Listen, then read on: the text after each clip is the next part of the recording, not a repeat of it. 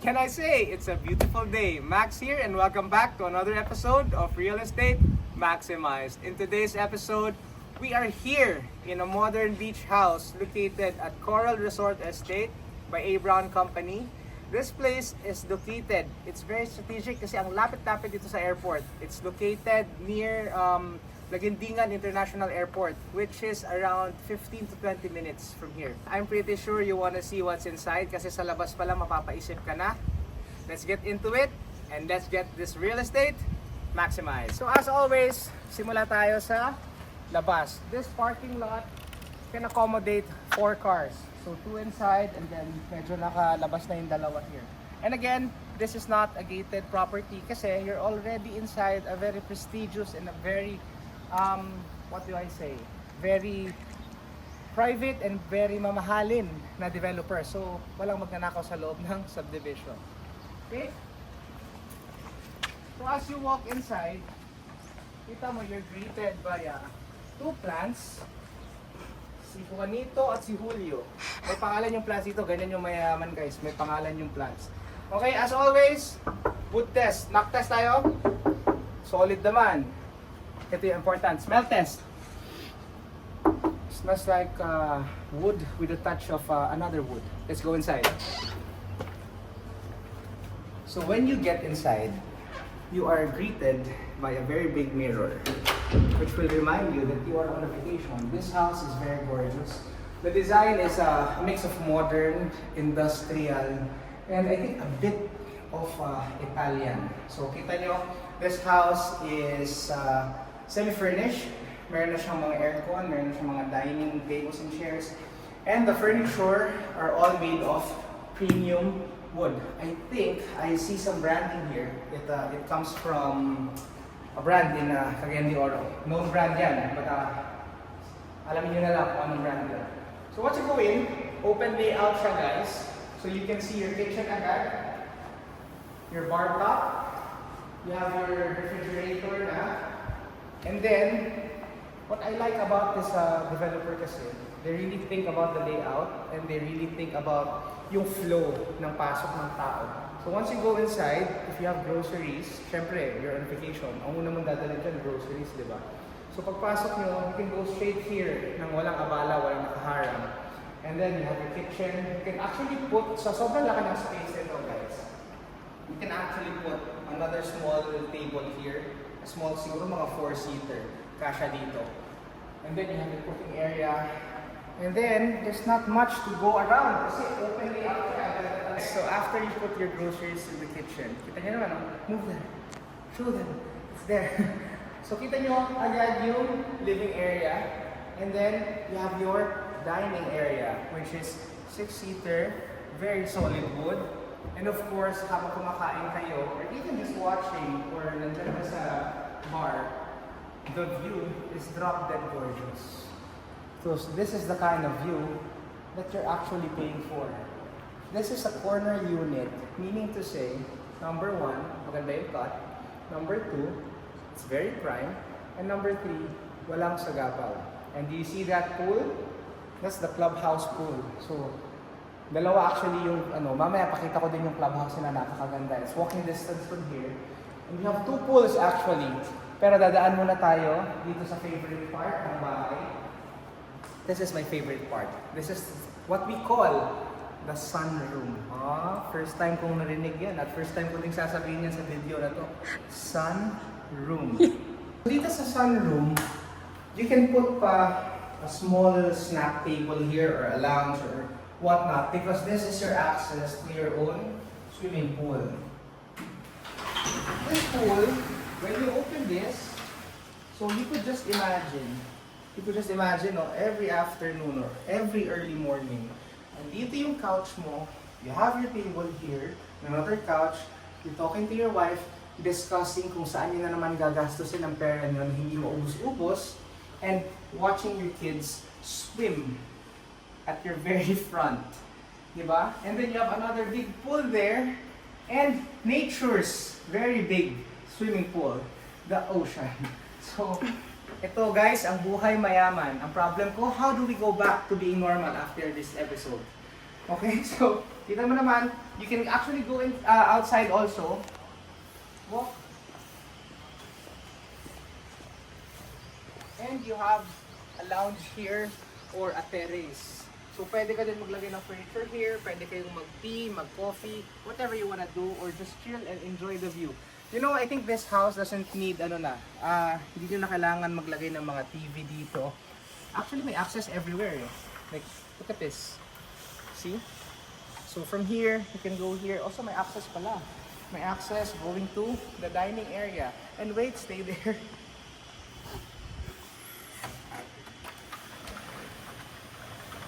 Hello, hello, I'm here again. Ang dami niyang access. So it's a very open layout room. And ang advantage nito, since open siya lahat, kahit hindi kayo mag-aircon, tapos walang nakaharang sa harap ninyo, you can see, tingnan mo yung ocean. Can you zoom in? Kita mo kaagad, oh. That's the ocean. Sand. White sand. It's very nice. It's very, very nice talaga. So it's open layout. Yung air dito, free-flowing. Pasok ka lang dito. You can watch TV. You can rest. You can relax. Pero even if open layout siya, guys, etong house na to, may kasama ng dalawang aircon there. And even the rooms, may aircon na siya. Basically, ito, point of view. So if you're sitting here sa sala, yan, naka-cross ang legs mo. Look at that, oh. Look at the ocean. Yan ang view mo. Yan. So basically guys, the house is a work of art. Yung natural backdrop mo is already a painting na gumagalaw. Okay, so bago tayo magtagal dito sa baba, let's go inside the rooms. This house is 300 square meters, yung floor area. Yung kanyang lot area is 301 square meters. It comes with 3 big bedrooms and then 3 CRs, meron ding maid's quarter or driver's quarter, na meron ding sariling CR. And what I like about this house, look at the ceiling. It's very, very high. So, yung circulation ng air mo is napakaganda, especially with the open layout structure. Okay, let's go up. So, yung wood nila, yung stairs is made out of solid wood. So, hindi siya laminate. Okay? So, mamaya natin tingnan yung master's bedroom. Unahin natin yung bedrooms sa taas. I wanna show you. Come on. Sturdy. So once upstairs, yet again you are to be greeted by this very gorgeous view. I-zoom naman para ma-understand nila what I'm trying to say. Ayan o, kita nyo? From top to bottom. And this is your whole layout. See, there's your kitchen, your entrance, your dining, your sunroom, your access to the pool, another access to the pool, your living area, access to the pool, and then access to the pool, and then this view is just, I just can't stop talking about it. Okay, first bedroom. To some properties, to some houses, this one, master's bedroom na. But this one is just a normal room, a guest room. Okay, so you have outlets everywhere. You also have a walk-in closet, which is ikaw na magde-decide kung anong layout ang ipapagawa mo dito. And of course, you have your very, very nice. Do we have lights? Yes, we do. Bathroom. And you know what I found out again? This house is very premium. Look at this. Look at the lights. Ano tawag sa switch na to? It's from China, so it's very modern. It's very made out of quality. So, ayan o. Come sa'yo. So, meron siyang, anong tali ito? Vanity, dresser, and then you have your modulars. Cozy yung brand na gamit nila. And of course, your shower area, which is very, very big. You can shower as a family. Okay? So, yan. Next tayo. Here you get to see yung windows nila, French type. And you get to see your neighbors. Pero syempre, kung may neighbors ka na, maganda pa rin kasi maganda yung houses dito eh. And then you have your, it's a very well ventilated property. Okay, let's go to the other room. So 3 bedrooms lang to guys. This is the center room. So mas malapit na siya sa sea view. I will call it sea view. This looks like a master's bedroom, but it actually is not. And switch natin yung lights. So kung ako, tatanggapin ko to as master's bedroom. Maybe, look at the view. Is it open? It is open. So lalabas ka. And then you get to see this beautiful view again. I think the title of this video is Beautiful View. Kasi ang ganda talaga ng view, guys. It's not every day that you get to tour and you get to see. And I get to show you guys yung mga ganitong properties na may pool doon. I'll show them. May pool dyan, may pool doon, and may dagat doon. And look, there's another pool there. So, what can I say? It's a beautiful day. Okay, and actually malaki yung balcony, guys. You can go all the way here. You can see your lot, and then you can see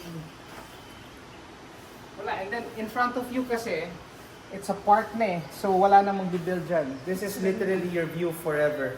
So sara natin to. The room upstairs is wala pa air conditioning. But all the rooms here and even the whole house is high ceiling. Guys, I'm 6 feet tall. Wait lang, may nakalimutan ako. 5'6" pala, hindi lang 6 feet. I'm 5'6". But look, it's mataas talaga yung wall. I'm just trying to exaggerate kasi yung taas ng wall. And then, like the other room, merong walk-in closet also.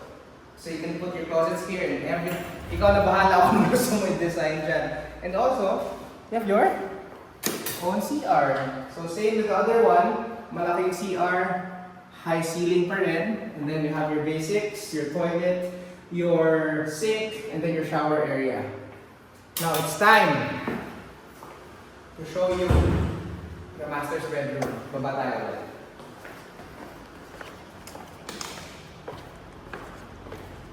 And even this one, guys, the design is very well thought of.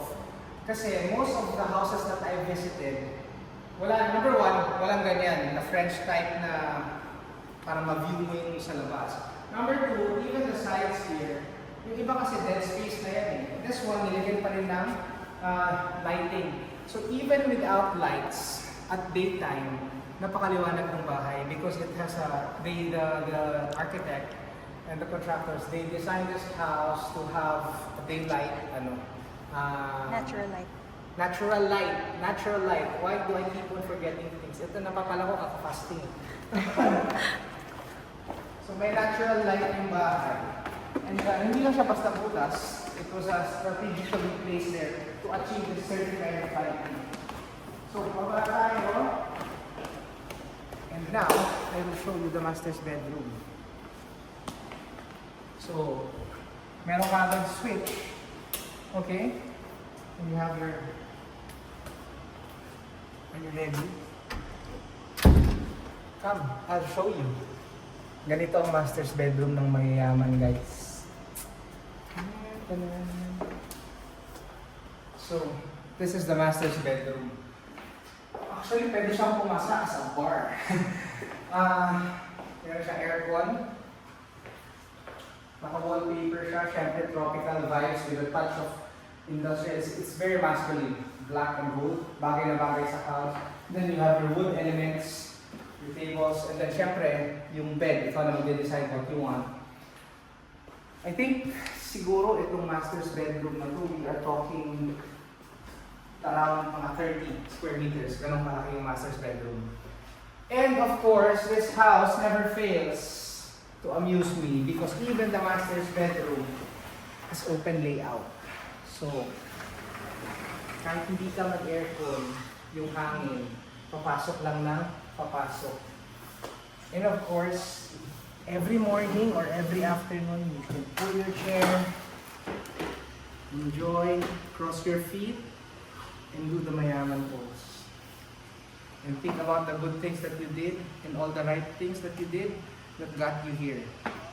So work hard guys, kasi balang araw, uupo tayo at manonood ng ganitong view every day sa isang Airbnb. Ay, sana lang. Okay, so this is your view. And there's not much to say about this property kasi kahit hindi ako magsalita, makikita nyo naman, it's very premium, it's very well built, the layout is top notch, and the view is international. Para kang nasa Maldives, para kang nasa ibang country talaga. You wouldn't expect to find something like this here in near Cagayan de Oro or in Mindanao or in Misamis Oriental. And Abraham just made it happen. And this is one of the prime properties that they have.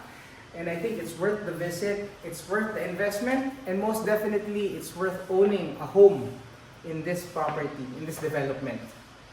So, labas tayo. Okay, hindi pa pala tayo lalabas kasi nakalimutan ko may CR. Sawa-sawa na ako sa CR. Alam nyo kasi guys, sa bahay namin, ang CR shared kasi hindi naman kami mayaman. So, nagugulat lang ako every time I go to this houses, mga luxury homes, lahat may CR. So, minsan nakakalimutan ko mag-tour ng CR. Pero ito na yung CR ng masters. So, syempre, when you go inside, meron lang, yan, on natin yung light. Owning, okay. So, you have your walk-in closet. Yan na, it's all ready na. Wala ka nang iisipin dito. Meron siya mga lalagyan ng hangers, ng clothes, ng shoes, ng jewelry. And then this one, you have the option to have this closed or open. So, and then you have your table na, kulang na lang yung mirror nyo, yung chairs, and everything else. And when you go inside, the master's bathroom, wow. You have your toilet there. You have your very expensive sink. And then you have your, hindi nakasaksak, this is a smart mirror. And then you can turn on the lights. And of course, guys, look at the shower area. Diba? So, hindi mababasa yan. Wala na ako masabi. Like, everything here is so nice. It just makes me want to work harder and smarter. I hope you enjoyed today's episode. And thank you for staying with me until the very end of this video. Quick recap na tayo. The whole property is 301 square meters yung lot area mo. Yung floor area mo is 300 square meters. That's huge. You have a high ceiling, semi-furnished, basically beds na lang ang kulang. You have your air condition. The house is open layout, very accessible, very open, and kahit walang aircon, pwede na. And it's very, very ganda talaga ng view. Wala akong masabi. Like that moment na tumigil ako kanina. I mean, look at the view. Wala ka ng ibang... The view alone, I'm sold. And this property is only selling for 35 million pesos. So if you're interested in this property, check out the number. Mag-text muna kayo bago kayo tumawag. Kasi last video, ang daming tumawag, hindi daw nasagot kasi hindi kilala. So this time around, we'll still put the number of the owner, i-text nyo muna, and then call.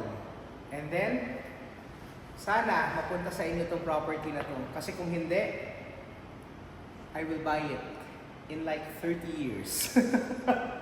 So this is Max. Thank you for watching. And this is Real Estate Maximized. I'll see you at the next one. Bye. Ganda!